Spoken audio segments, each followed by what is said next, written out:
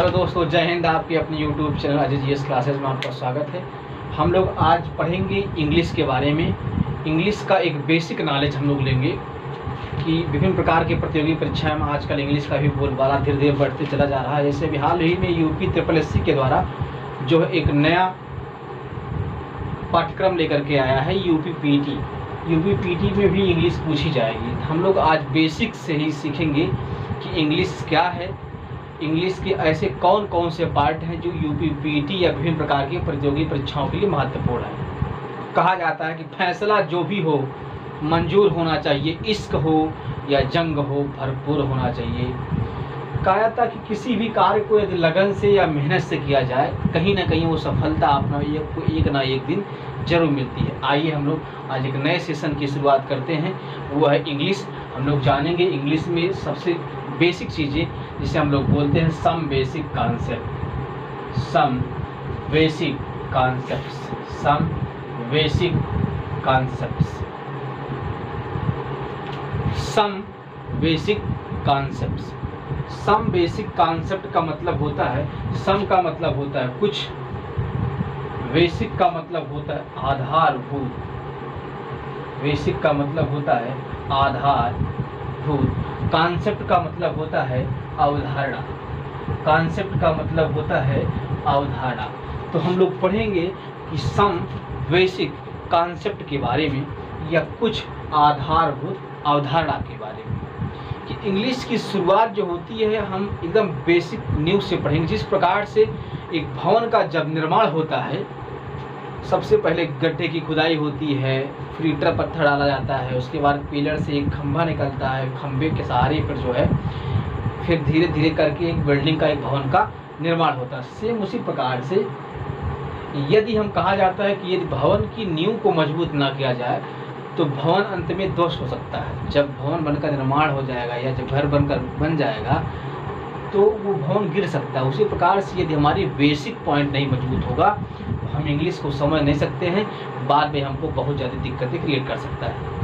तो हम लोग सीखेंगे कि सम बेसिक कॉन्सेप्ट्स के अंतर्गत ऐसे कौन कौन से तथ्य हैं जो पढ़ना बहुत जरूरी है। ये आज का जो क्लास होने वाला है प्रतियोगी परीक्षाओं के लिए बहुत ही आवश्यक है, बहुत ही महत्वपूर्ण क्लास है। चाहे UP-PT की हो, चाहे SSC-GD को हो या D.ED 4th सेमेस्टर की, विभिन्न प्रकार की जो भी प्रतियोगी लेवल की परीक्षाएं हैं, सबके लिए आज का ये सेशन बहुत ही महत्वपूर्ण है। हम लोग जानेंगे सब बेसिक कॉन्सेप्ट के अंतर्गत। सबसे पहले इसमें हम लोग जानेंगे कि लेटर्स किसे कहते हैं।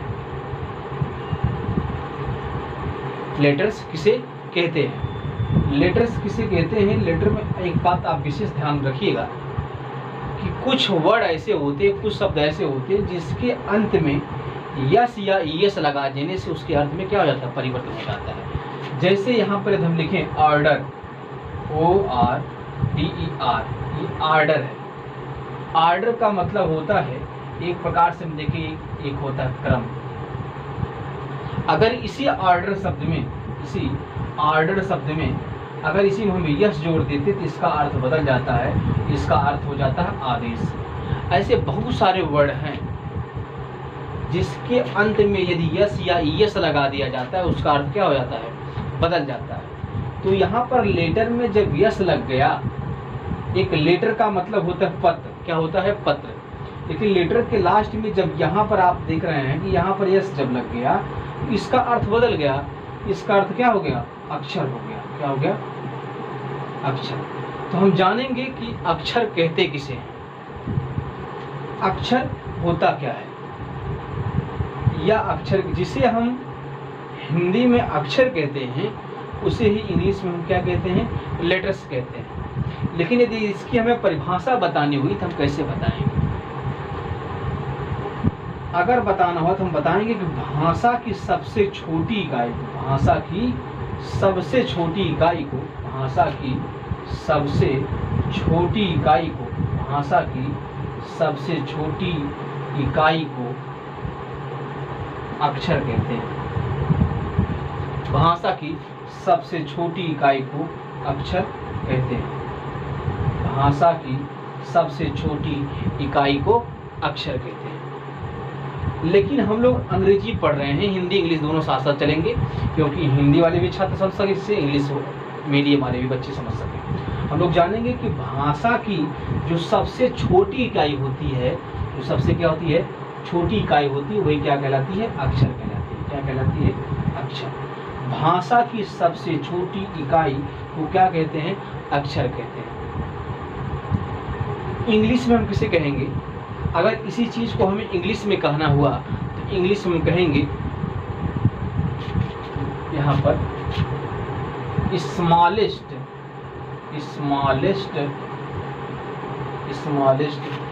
Unit of language, smallest unit of language, smallest unit of language is called letter. क्या, smallest unit of language is called letter. क्या कहेंगे हम, smallest unit of language, smallest unit of language is called letter. क्या बोलेंगे हम, यहाँ पर लिखा गया है smallest unit of language, smallest unit of language is called letter. Smallest unit of language is called letter. Smallest, देखिए यहाँ पर एक एक शब्द का हम जब तक अर्थ नहीं निकालेंगे तब तक इंग्लिश को समझ नहीं पाएंगे। Smallest unit of language, smallest का मतलब तो सबसे छोटी, यूनिट मतलब होता है इकाई, आपका मतलब होता है के, लैंग्वेज मतलब भाषा, इसका मतलब है, काल्ड मतलब बुलाई जाती है, इसका मतलब है, काल्ड मतलब बुलाई जाती है, किस नाम से, किस नाम से बुलाई जाती है, लेटर के नाम से।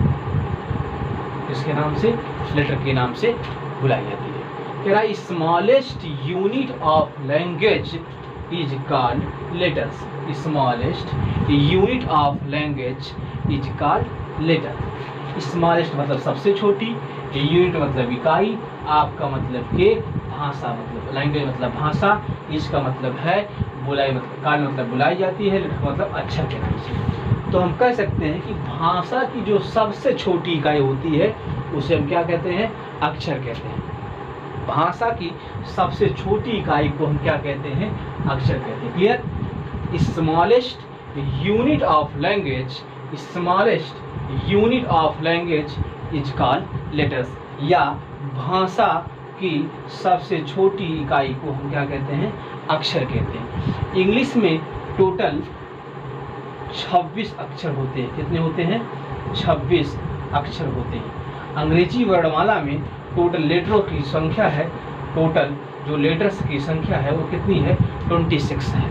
26 हमारे इंग्लिश में क्या है, इंग्लिश ग्रामर में जो हमारे वर्णमाला है इसमें अक्षरों की संख्या कितनी है, 26, जिसमें से हम लोग अगर इस लेटर को डिवाइड करें, लेटर दो प्रकार के होते हैं, एक होता है वावेल, दूसरा होता है कॉन्सोनेंट। हम लोगों ने भी सीखा कि लेटर किसे कहते हैं, भाषा की सबसे छोटी इकाई को अक्षर कहते हैं, या smallest unit of language is called letter, या भाषा की सबसे छोटी इकाई को क्या कहते हैं, अक्षर कहते हैं। अंग्रेजी वर्णमाला में अक्षरों की टोटल संख्या 26 है, 26 बताई गई है।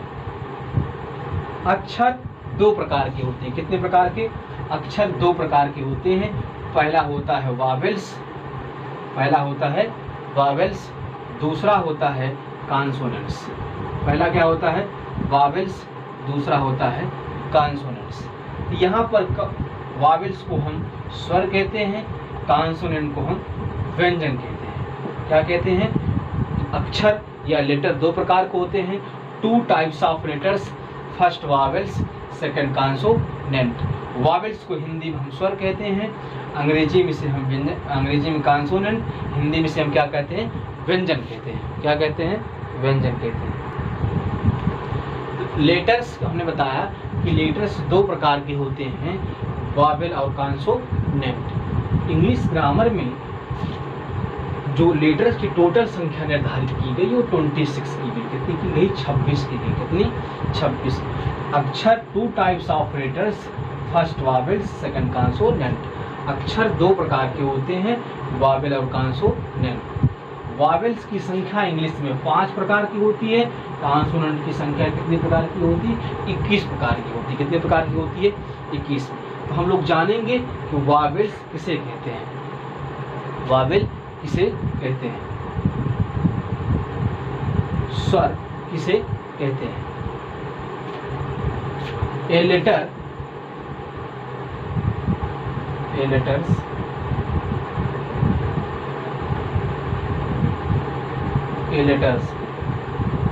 which self defense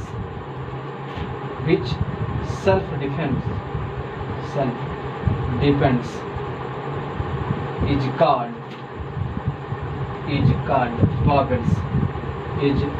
called vowels लिखा है। A letter which self depends is called vowels, अर्थात वह अक्षर जो अपने आप में आत्मनिर्भर होता है, वह अक्षर जो अपने आप में क्या होता है? आत्मनिर्भर होता है, सेल्फ डिपेंड होता है। अर्थात ऐसा अक्षर जिनको बोलने के लिए किसी अन्य अक्षर की आवश्यकता नहीं होती है, उसे स्वर कहते हैं। क्या कहते हैं? स्वर कहते हैं। वह अक्षर जिसको बोलने के लिए, जिसका प्रोनाउंसिएशन करने के लिए, जिसका उच्चारण करने के लिए किसी अन्य अक्षर की आवश्यकता नहीं होती है, ऐसे अक्षर को हम स्वर कहते हैं। क्या कहते हैं? ऐसे अक्षर को हम स्वर कहते हैं।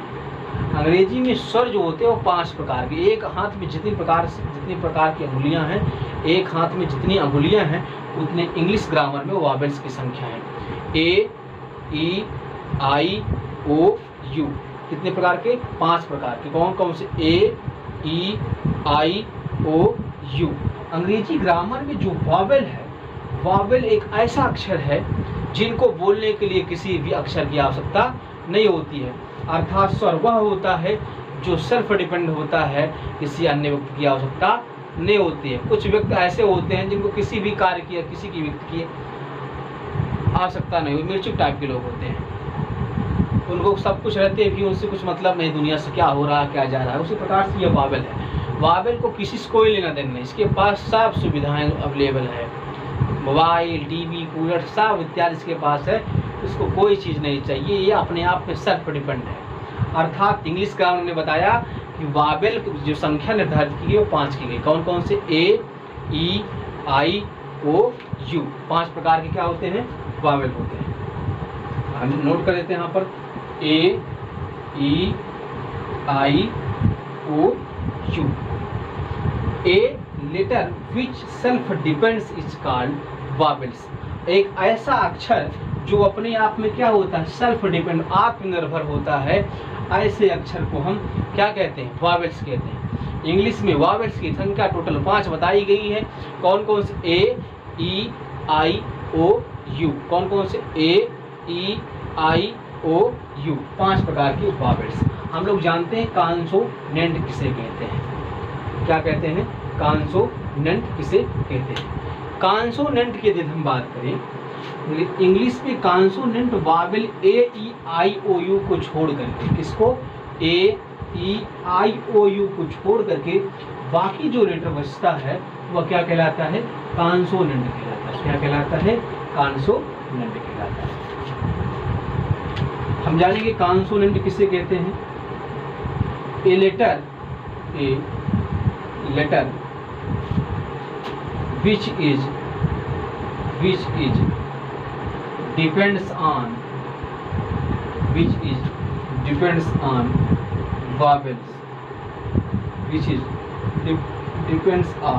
vowels is called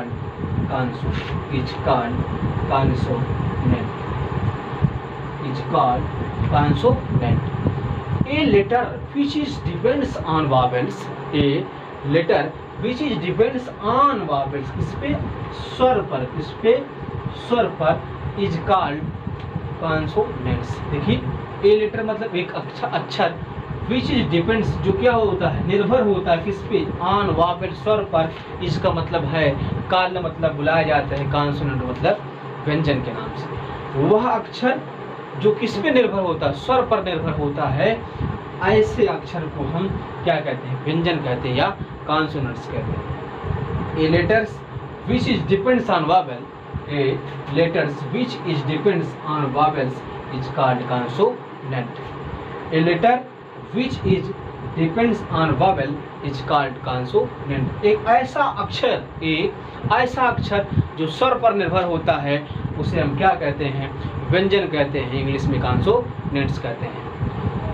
A E I ओ को छोड़कर बाकी इंग्लिश ग्रामर में जितने भी अक्षर हैं सब टोटल क्या कहलाएंगे, कॉन्सोनेंट्स। ए को छोड़ दें वी, सी, डी, ई को छोड़ दें एफ, जी, एच, आई छोड़ दें, जे, के, एल, अर्थात स्वर को छोड़ करके बाकी जितने भी हैं सब क्या कहलाते हैं, व्यंजन कहलाते हैं। तो हम लोगों ने पढ़ा वावेल लेटर क्या होता है, लेटर किसे कहते हैं, वावेल किसे कहते हैं, कॉन्सोनेंट्स किसे कहते हैं। तो आज के सेशन में बस इतना ही।